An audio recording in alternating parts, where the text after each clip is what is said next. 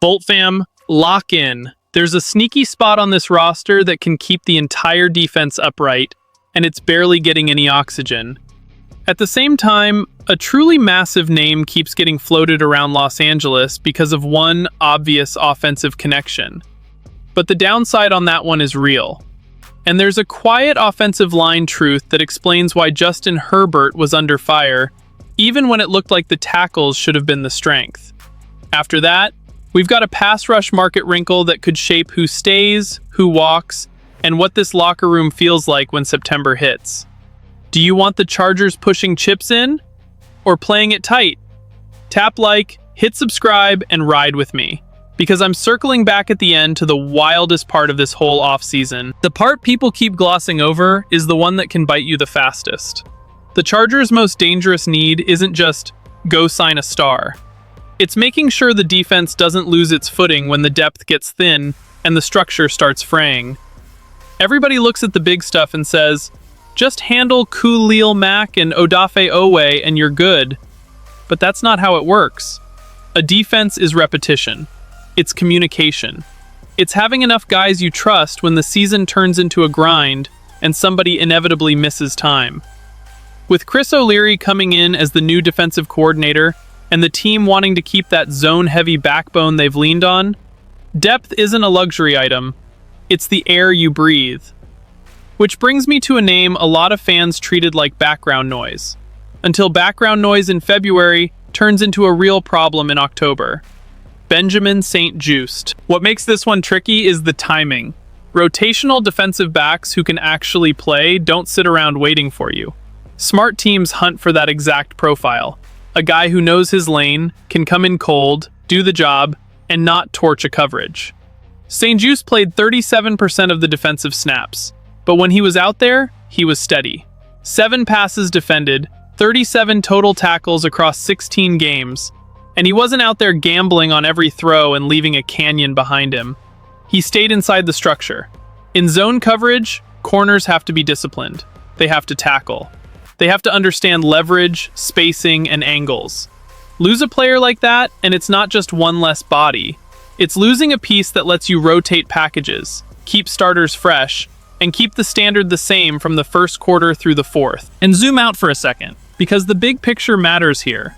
The Chargers' pass defense in 2025 was elite in volume allowed. 5th fewest passing yards in the league. That doesn't happen because of one highlight name. Derwin James is the star, sure, but this unit worked because it was a deep collection of capable, tough-minded defensive backs doing the hard stuff at a high level. St-Juste was a big part of that formula. Not flashy, just dependable. Now let's talk consequences, cap and roster. If his next deal really sits around that sub $2 million range, that's exactly the kind of move that lets you stay aggressive where you need to be aggressive, without creating a soft spot in a place you're not watching closely. And it protects everyone else in the secondary. Cam Hart, Tarheeb Still, Dante Jackson. Those guys benefit when they're not forced to play every snap, every week, just to make it to November. Depth is health. Depth is adjustments. Depth is how you survive the middle of a season when something weird happens. And yeah, I already know this splits the Bolt fam. There's always that crowd that says, stop paying for backups, go get stars. I get it. I want big names too. But be honest, how many Chargers seasons have you watched where things got shaky because the roster got thin in the wrong place? How many times did a normal injury turn into a chain reaction? Defenses don't always collapse in one big moment. A lot of times, they crack in the small spots first. That's why keeping St-Juste makes sense. It's not hype. It's insurance you actually use. Here's what people don't think about until it's too late. Once the league sees cheap, dependable corner, teams slide in with a slightly better offer and a promise of more snaps. If the Chargers wait, they might replace him with a gamble they didn't need to take in the first place. So the question is simple. Are they going to treat this like a real priority, or let it drift and pay for it quietly later? Because while we're still talking about depth, there's a much louder conversation floating around Los Angeles, and it's the kind of thing that has fans instantly arguing in the comments. When Tyreek Hill gets linked to the Chargers, the part that keeps getting skipped isn't the talent. It's the familiarity. and the fear that comes with the gamble. Yeah, I said fear. Once Mike McDaniel becomes Justin Herbert's offensive coordinator, the easiest line anyone can draw goes straight back to Miami. McDaniel and Hill. Hill knowing the system. Hill stepping into something he's already comfortable running. I'm not going to pretend that doesn't sound fun on the surface. It does. We're talking about one of the most explosive weapons of this era. The kind of guy who turns a quick hitter into a chunk play and makes an entire stadium tense up. With Herbert's arm talent, you can picture 3rd and long suddenly feeling less like a prayer. You can picture the red zone opening because defenses have to play with a little panic. You can picture SoFi lighting up. But the real question, buried under the highlights, is this. Are you paying for who Tyreek was, or who he is right now? Because the reality is, Hill turns 32 next month, and he's coming off a serious knee injury. Dislocated left knee, multiple torn ligaments. That's not a shake-it-off situation. That's the kind of injury that forces real questions about burst, cutting, durability, and how fast a player can get back to being himself. And when your whole pitch is speed and instant separation, those questions aren't small. There's also the bigger direction of this team. Jim Harbaugh and Joe Ortiz aren't building a one-season fever dream. They've already invested real resources into Quentin Johnston. You've got Ladd McConkey. You've got Trey Harris. And there's even the possibility of Keenan Allen being part of this picture again. Bringing in Hill doesn't just touch the cap. It shakes the receiver room hierarchy. Who loses snaps? Who stops developing? Who gets pushed into the background? Is it worth slowing the growth of a young core for a short-term roll of the dice? That's where the Bolt fam splits right down the middle. One side says, it's Tyreek Hill, do it. The other side says, speed doesn't last forever. And I'm asking you straight, which side are you on? Because sometimes the smartest offseason move isn't adding the biggest name. Sometimes it's doing the boring thing that lets your franchise quarterback actually play quarterback. And if you watched Herbert last year, you know exactly what I mean. Everybody wants new weapons, everybody wants explosive names, but none of it matters if Herbert doesn't have time to breathe. It sounds blunt, but it's true. The Chargers gave up 60 sacks last season, tied for the second most in the league. 60. That's not just ugly. That's a warning that the offense can't function in the moments that decide games.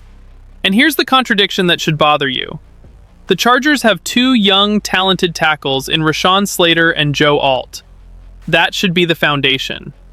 So how does a team with that kind of edge protection still get its quarterback hit like that? The answer is inside. The interior is where pockets collapse fast. It's where the quarterback loses the launch point. It's where 3rd and long turns into a scramble drill before the second read even has a chance. When the middle caves, the playbook shrinks. Deep concepts don't have time, timing routes get rushed, the red zone feels tighter. Herbert ends up playing survival ball. Zion Johnson hasn't locked in as that steady, high-end answer. Mekhi Becton was the big free agent swing, and it turned into frustration and noise. Put inconsistency together with pressure up the gut, and you get the version of the Chargers offense that always feels like it's climbing uphill. That's why the David Edwards fit matters in a way that almost feels uncomfortable.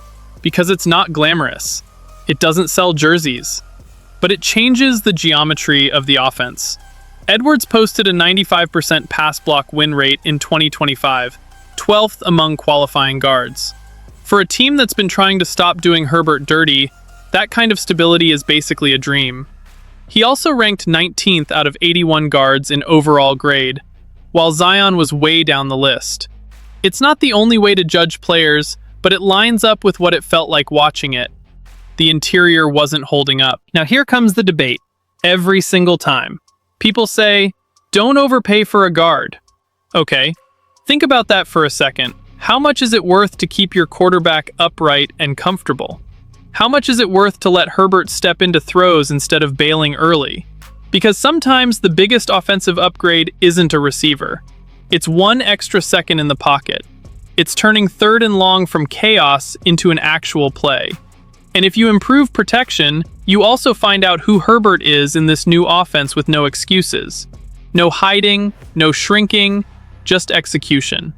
But while the offensive line is a clear internal issue, there's another battle on defense that can decide who stays, what it costs, and whether this unit keeps its teeth. There's a quiet chess match happening, and it's not only being played inside the Chargers building. When the pass rush market looks thin, any young edge rusher with upside gets expensive fast. That's the Odafe Oweh situation. He's not just a name, he's the kind of player teams talk themselves into as the next big breakout if they pay him like a future star. And then, out of nowhere, something outside Los Angeles shifts the balance. The Dolphins release Bradley Chubb. At first glance, that feels like Miami's problem. But it matters here because it adds another real option to a shallow market. Oweh can become a massive contract based on projection, flashes, and upside. Some teams love that, other teams hate that. Chubb, even with the context of missing the 2024 season due to a torn ACL, brings something general managers often prefer: a more proven track record. Last season in Miami, he played 17 games and put up 8.5 sacks, 47 total tackles, and 8 tackles for loss. That's production. And when there's a veteran option with that kind of resume, it can cool down the market for a younger player who's still trying to prove he's consistently that guy. Teams start comparing prices. They start asking, do we want a sure bet, or do we want to pay for potential? That hesitation is everything. From the Chargers' perspective, that could be a gift. If Oweh's market slows down even a little, it changes the leverage. It gives Los Angeles a better chance to keep him without blowing up the cap. And that matters because the ideal world is still the ideal world. Mack and Oweh both back, lining up with Tuli Tuipulotu, keeping the pass rush deep and relentless. Pressure isn't just one superstar, it's waves. It's fresh legs in the fourth quarter. It's keeping coverage cleaner behind it, but it's still a gamble. All it takes is one desperate team ignoring the risk and throwing a huge number at Oweh. Then the Chargers hit a real crossroads. Match it and live with the cap consequences, or let him walk and try to rebuild the edge room on the fly. And that's where everything connects. Secondary depth, the big-name temptation at receiver, investing in the interior offensive line, the pass rush market twist, none of it exists in a vacuum. Each choice pushes the next one. And the wildest part? The moves that don't win headlines are the ones that decide whether a roster stays stable, or starts leaking in the exact places that kill playoff pushes. So it comes back to one question. Are the Chargers going to protect what they've built, or swing for a dramatic reinvention? Keeping St-Juste is about preserving that invisible foundation. Pumping the brakes on Tyreek Hill might be smart strategy, not fear. Going after David Edwards is how you actually protect Herbert. And the Bradley Chubb wrinkle might be the unexpected boost that helps keep Oweh in powder blue. The craziest thing is none of this is about winning the offseason. It's about staying competitive when the season gets messy.